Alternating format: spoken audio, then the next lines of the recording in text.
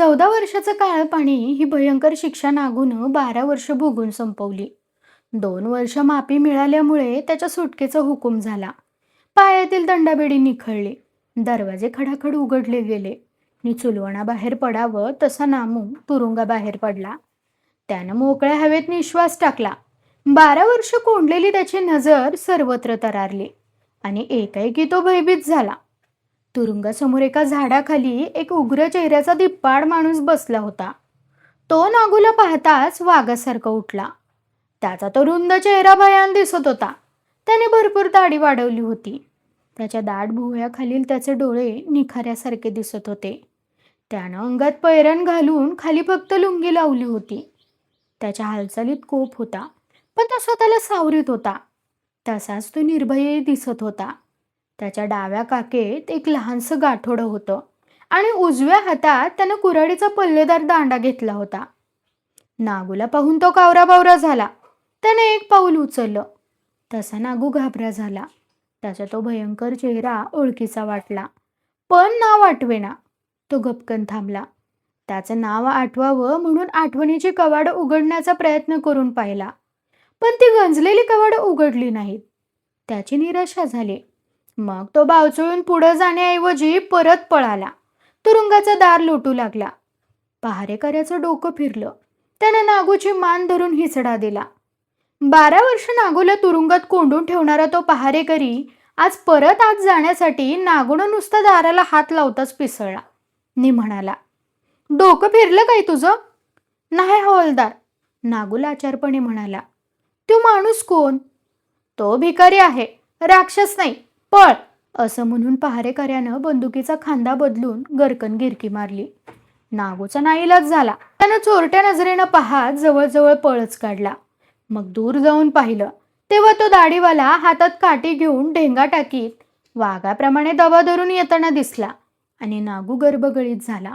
त्यानं धूम ठोकली आणि पुणे कोल्हापूर या मोटारीत मुरकंड देऊन अगदी ड्रायव्हरच्या मागच्या सीटवर बसून सुटकेचा निश्वास टाकला. पुणे कोल्हापूर या पोलादी मार्गावरून ती मोटार भरधाव वेगानं धावत होती. बाजूची झाडं गिरक्या घेत मोटारीकडे येऊन भराभर मागं जात होती. सूर्य मावळतीकडे निघाला होता.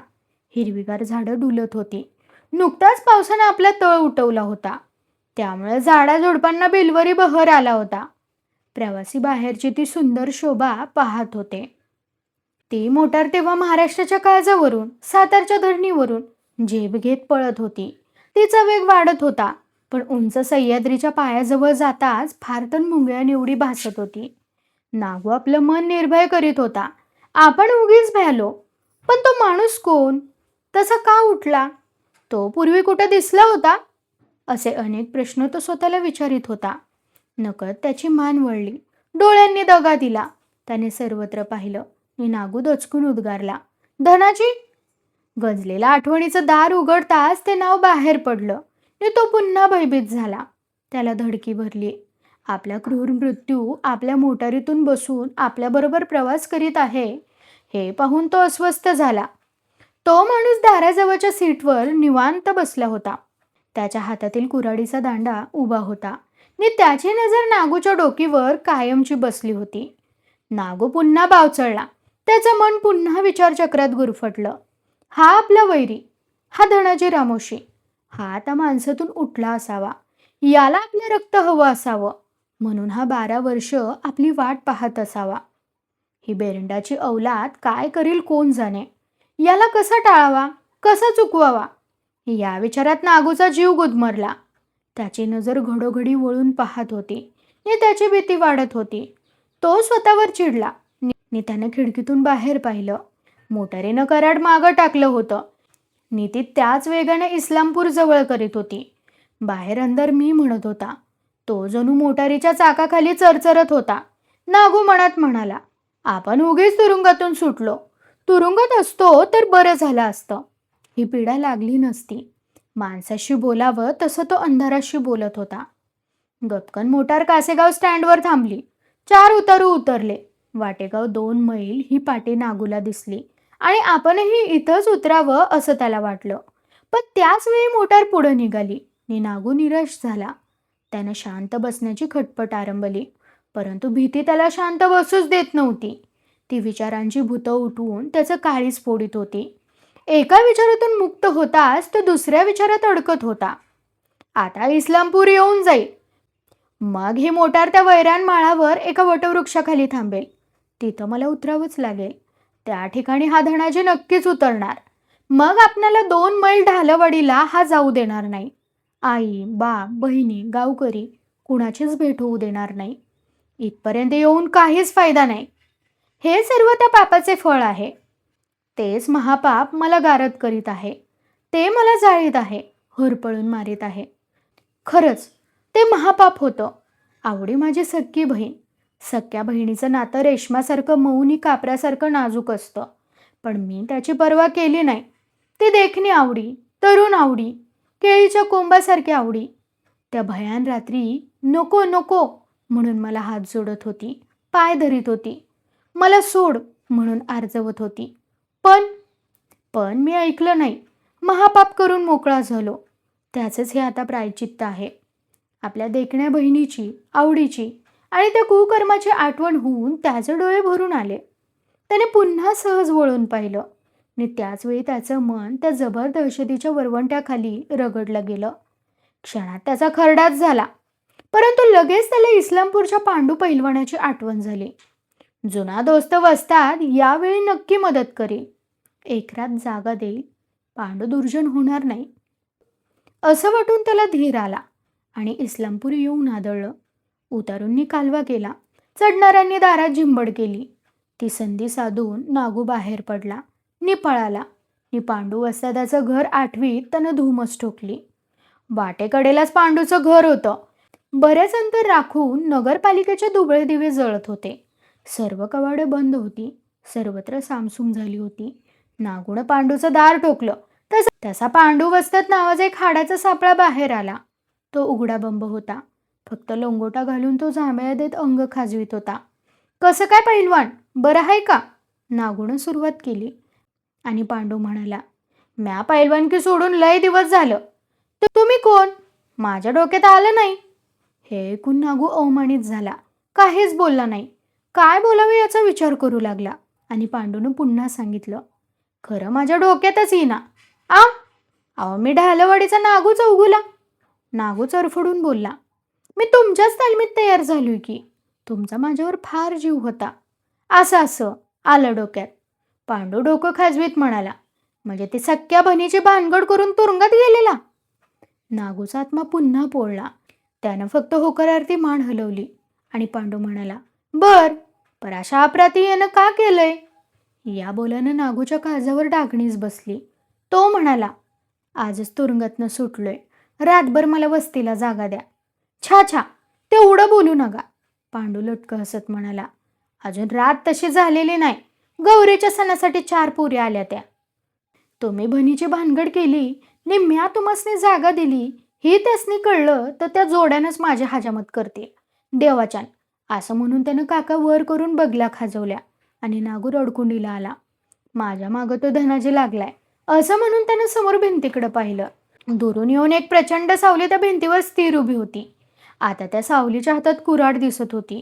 ती पाहून नागूचं काळीज फाटलं. तो चाचरत म्हणाला, पैलवान बघा. आणि ती भयान सावली बघून पांडू टरकला. तो म्हणाला, घरात शिरून परसदारानं पळा. तेवढाच उपकार समजून नागू पांडूच्या घरात शिरला आणि मागच्या दारानं बाहेर पडून अंधारात पळाला. घडीभर त्यानं मृत्यूला गुंगारा दिला. ढालवाडी शांत झाली होती. दिवसभर कष्ट करून दमलेली माणसं घोरत होती. रात चढत होती.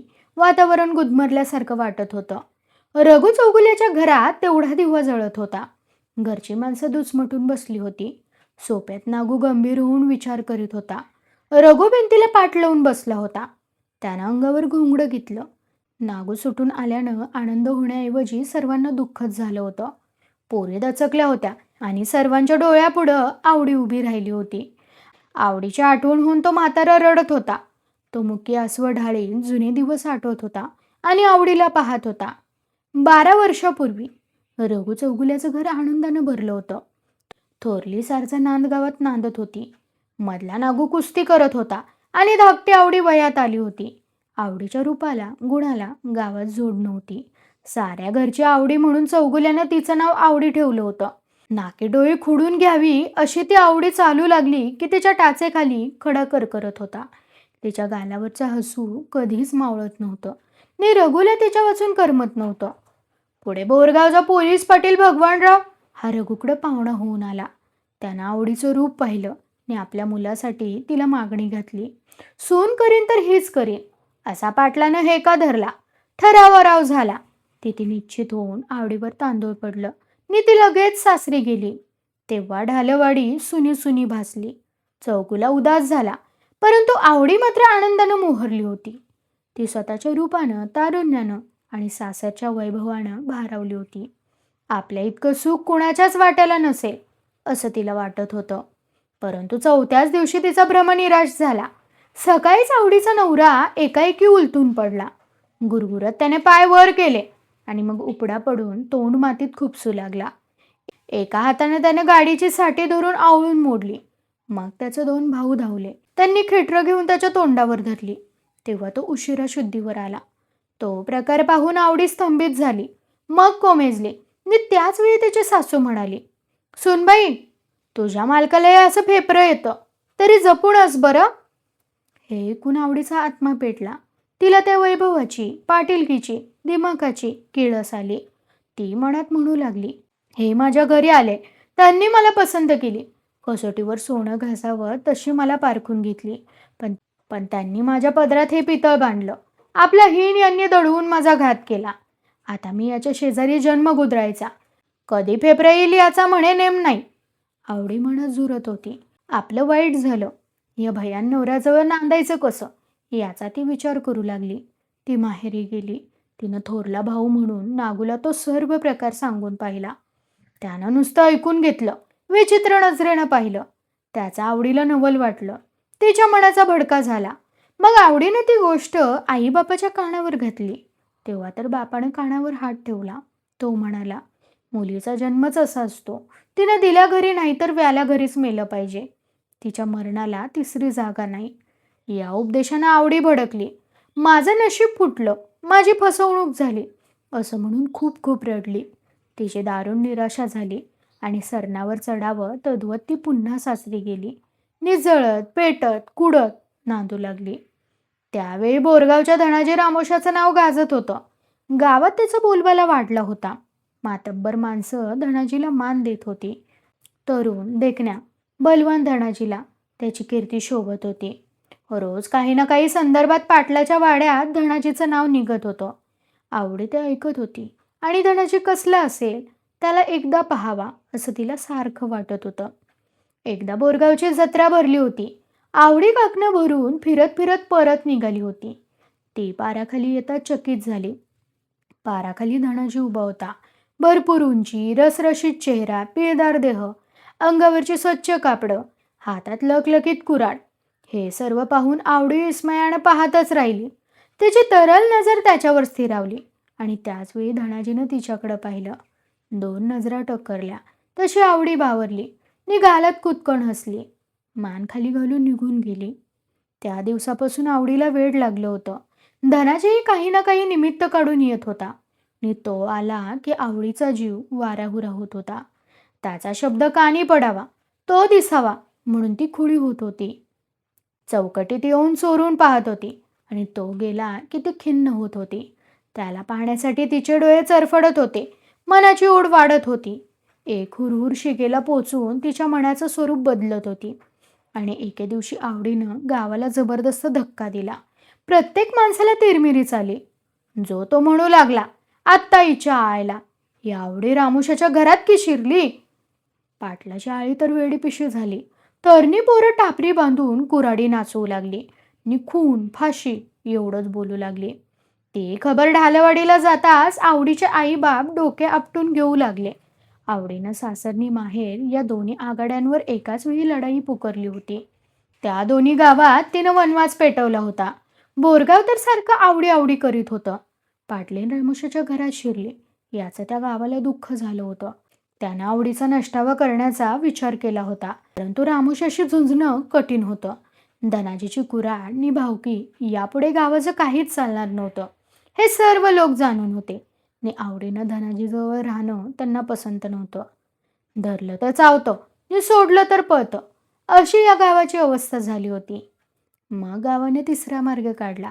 सर्व शहाणी माणसं, बोलकी आणि करती माणसं जमली आणि पंचायत पाडली.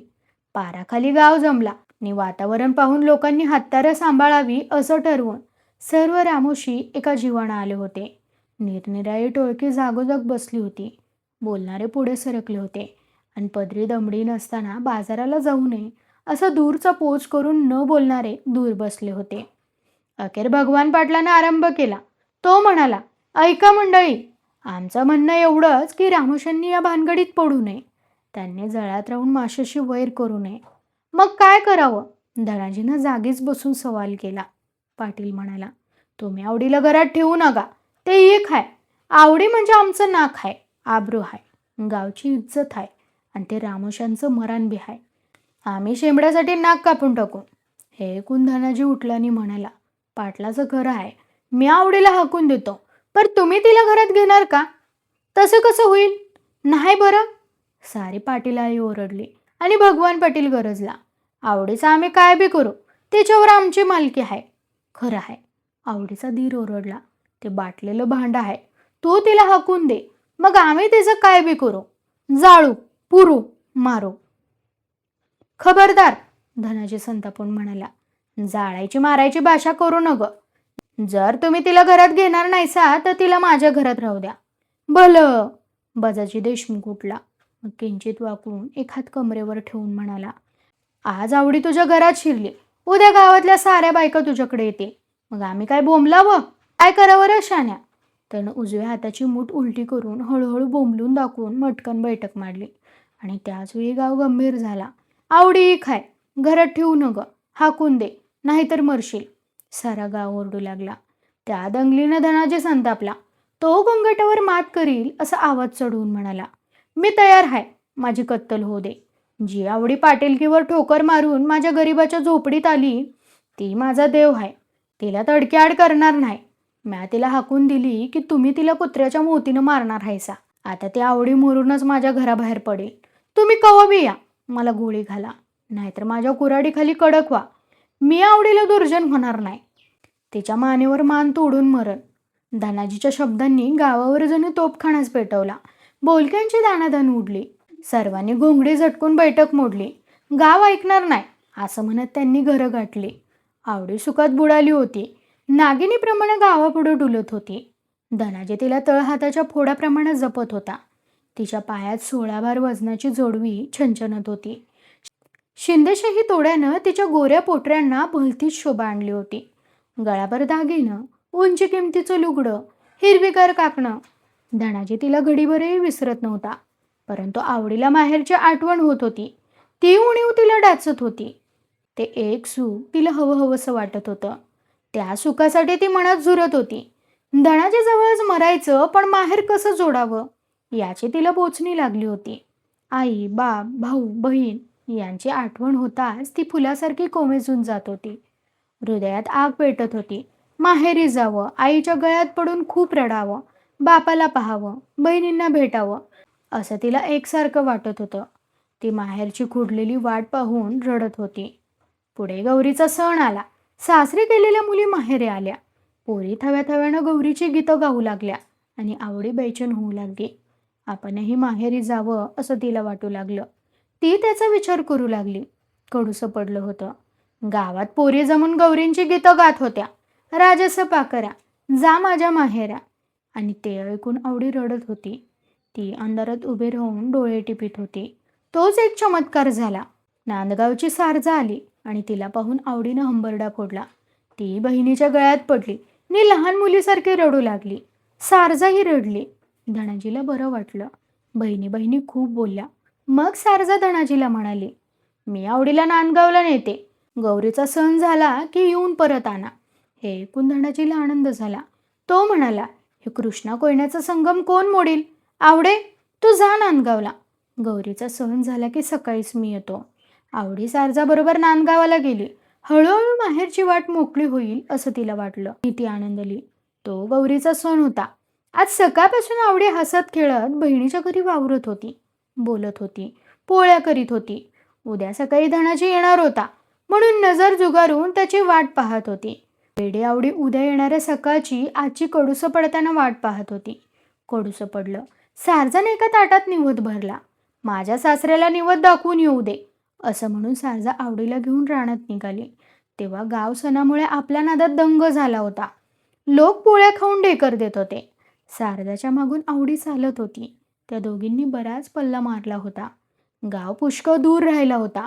शिवार निर्जननी भकास भासत होता.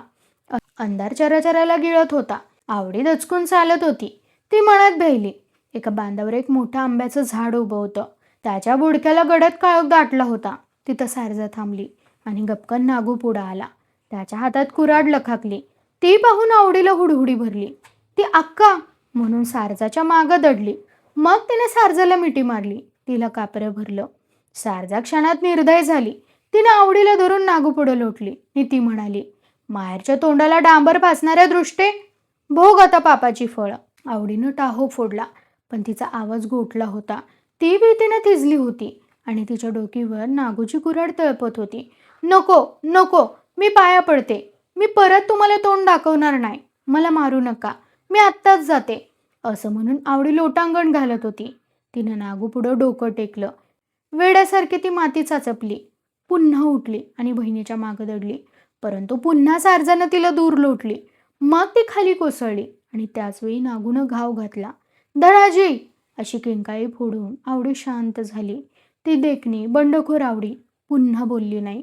आणि भल्या पहाटे धनाजी नांदगावात आला. त्याने सारजाच्या दारात येऊन आवडीला हाक मारली. तशी सारजा धडपडत बाहेर येऊन निर्विकार चेहरा करून म्हणाली, आवडी रात्रीच गेली बोरगावला. या शब्दांनी धनाजीवर वीज पडली.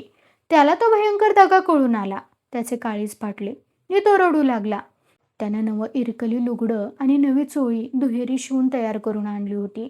पण तिथं आवडी नाही हे कळताच त्याचा आत्मा खचला आणि सरळ तो फौजदाराकडे गेला.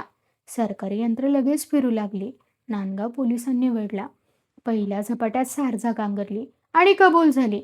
आवडीचं खून. मग लगेच नागूला अटक झाली आणि त्याच वेळी धनाजीला वेड लागलं. आवडी आवडी करीत तो आक्रोश करू लागला. ती नवी चोळी, ते नवं लुगडं काकेत घेऊन तो सुडानं वेडावला. दिवा शांत जळत होता. रघु चौगुला डोळे पुसून म्हणाला, काय मिळवलंस? जन्मली कन्या कुळाबाहेर, हे तुला कसं समजलं नाही? सक्की भण ठार मारणारा तू जगावास कशाला? तुला बघून घरात पोरं बाळ अन्न खाईना ती. तुला सैतान समजते ती. इतक्यात पोरं किंचाळली. एकच दंगल झाली. पोरी पळत सुटल्या. थरथर कापू लागल्या. रघुनं ओरडून विचारलं, काय झालं? आरस पाणी पाण्यात भूत दिसलं, पोरी म्हणाल्या. आणि रघु म्हणाला, भूत नवं, तो धनाजी हाया. असं नागू उठून पळू लागला. दिवस पळत होता. रात्र पळत होती. नागू पळत होता आणि त्याच्या मागं धनाजी पळत होता. आला आला म्हणत गौरीचा सण आला. नागूला आवडीची आठवण झाली. तो पळत पळत नांदगावाच्या शिवारात शिरला. जिथे ती आवडी नागूच्या पाया पडत होती, चरफडत होती, मला मारू नका म्हणून आर्जवत होती. तिथं तो गेला. आंब्याच्या झाडाकडे पाहत त्यानं ती माती चाचपली.